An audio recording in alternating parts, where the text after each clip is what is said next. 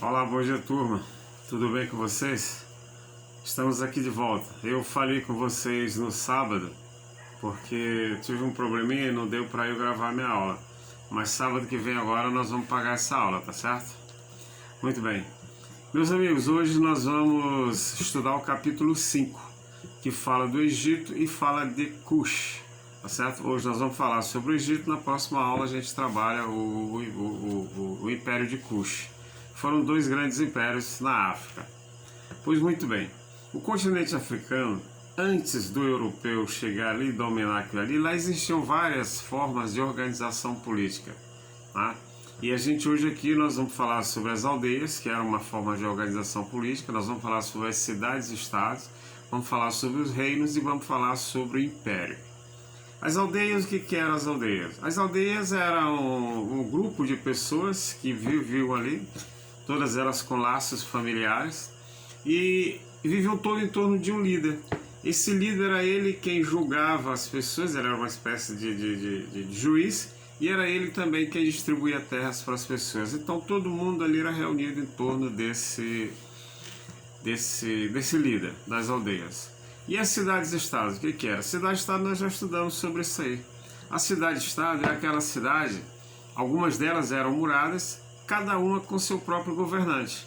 Então era como se fosse uma cidade, um estado com seu governo próprio, suas leis, seu exército, enfim.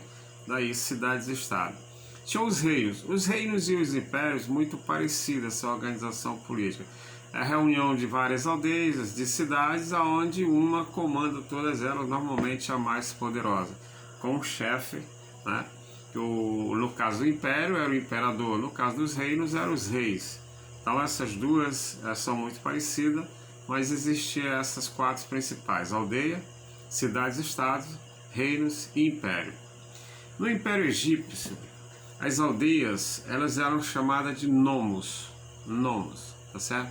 E aí esses nomos eles se desenvolviam nas margens do rio, até porque a região deles lá era uma região desértica. Então a vida do Egito se dava em função do rio Nilo.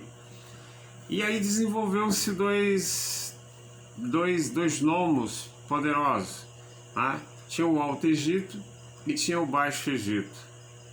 E aí lá por volta do ano 3100, o governante do Alto Egito, de nome Menés, eles entraram em atrito com os nomos, que isso era normal. Esses nomos viviam brigando, disputando poder, até porque a questão de alimento, a questão de água, enfim.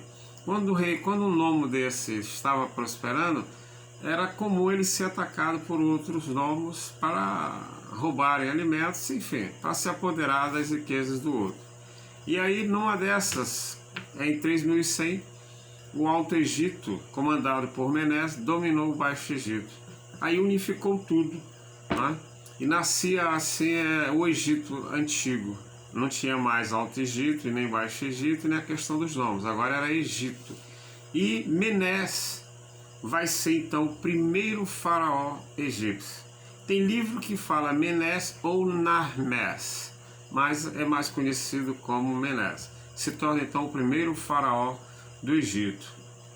E a história do Egito, ela vai se dividir em períodos, porque é um período muito longo, e aí se divide em 3 períodos, cada período com uma característica que vai marcar esse período, digamos assim. Seria o Antigo Império, que é quando vão acabar essas brigas entre os nomos, e aí há uma estabilidade, e o Egito então começa a se organizar, tá certo? Aí vem o Médio Império. Nesse Médio Império, eles vão fazer uma expansão do Egito, eles vão conquistar mais povos. Mas também foi um período marcado por brigas internas, pelo poder. E isso enfraqueceu o Egito, que foi invadido pelos Hicsos, povos que eram extremamente violentos, guerreiros natos, e dominaram os egípcios exatamente nesse período aí que foi o Médio Império. Lá na frente aí vem um outro período que é o Novo Império. Esse Novo Império agora já é marcado por uma retomada do poder por parte dos egípcios, quando eles conseguem expulsar os egípcios do seu território. Aí marca então o Antigo Império, Médio Império e Novo Império. Pois bem, vamos ver como é que era a sociedade no Egito. A sociedade no Egito ela era bem rigorosa em termos de hierarquia. O faraó estava lá no topo do poder, era uma figura que, para todas as pessoas que viviam no Egito, ele era um legítimo deus, um camarada que havia sido escolhido por Deus, considerado um semideus. Então era ele quem distribuía tudo no Egito. As terras do Egito, todas as terras pertenciam a ele. Então esses camaradas, eles acreditavam numa vida após a morte. Do agricultor ao faraó, todos eles acreditavam. E aí os mais ricos faziam as pirâmides para ser seu túmulo, os faraós. E os mais pobres faziam vários tipos de sepultamento que não tinham o luxo, né, dos ricos, principalmente dos faraós. Mas todos eles tinham seu ritual de mumificação. Que era isso? Eles retiravam todas as vísceras do defunto, eles aplicavam mais ervas nele para que ele pudesse ser conservado. Porque para os egípcios, quando ele fosse para o julgamento, se ele fosse salvo, o espírito retornaria para o corpo. E para isso o corpo deveria estar conservado para poder ganhar uma nova vida. E o túmulo deles era essas pirâmides. Um outro detalhe também, os egípcios eles enterravam esses faraós com toda a riqueza que ele construiu, toda. Porque, como eles acreditavam nessa vida após a morte, desculpa aí galera, garganta. Como eles acreditavam na vida após a morte, a riqueza deles tinha que ser preservada para que eles pudessem levar uma vida de luxo conforme a vida que eles tinham na terra. Então era mais ou menos assim. Tá certo? Pois bem, os altos funcionários do Egito, abaixo do faraó tinha o vizir. O vizir era um homem muito poderoso, ele comandava o exército, ele distribuía na parte da economia, depois do faraó ele era o mais poderoso. Aí tinha o escriba. Pela própria palavra dá pra gente entender. O escriba era aquele camarada que ele era quem fazia as anotações, sabia ler e escrever. Então todas as anotações do império, quem fazia era ele, daí a grande importância dele. E abaixo do escriba tinha os sacerdotes, que eram responsáveis pela administração dos templos religiosos, e lá tinha uma importância muito grande e um valor muito grande esses camaradas. Então era mais ou menos assim. Com relação à religião deles, a gente vai dizer o quê? Eles eram politeístas. O que é politeísmo? Politeísmo é um povo que tem vários deuses. Quando tem um deus só é monoteísta. Quando tem vários deuses são politeístas. No caso deles, eles eram politeístas.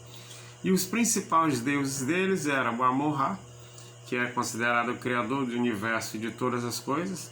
Tinha Osíris, que era o deus, após a morte, o deus é Osíris. Então, todas as pessoas que morriam e que reencarnavam novamente iriam viver em um paraíso com o deus Osíris. Bom, e abaixo de Osíris tinha Ísis, tá?